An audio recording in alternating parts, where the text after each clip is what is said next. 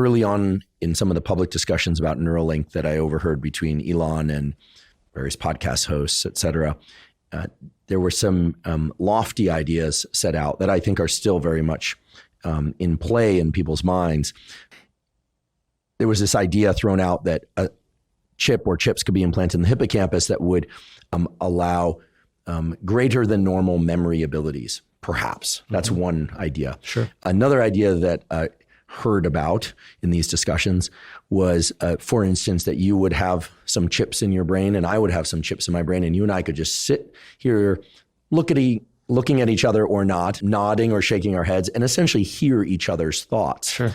So is that possible that we could sit here and just hear each other's thoughts? And also, how would we restrict what the other person could hear? Yeah, well, so absolutely. I mean, I'm deliberately interrupting, or I can text an entire team of people. Sure. I could, let's say I was getting off the plane and I wanted to let somebody at home know that I had arrived.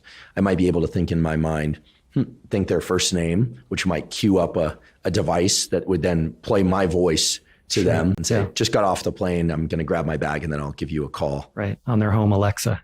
Right. So that's all possible, meaning we know the origin of the neural signals. Right. Essentially all the pieces are known. We're just really talking about refining it. Yeah, refining it and reconfiguring it. It's not an easy problem. It's really an engineering problem rather than a neuroscience problem. For that use case, nonverbal communication, you might say, that's a solved problem in a very crude, disjointed way.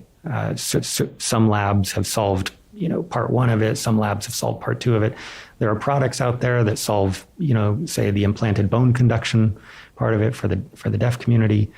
There are no implementations I'm aware of that are pulling all that together into one product that's a streamlined package from end to end. I think that's a few years down the road.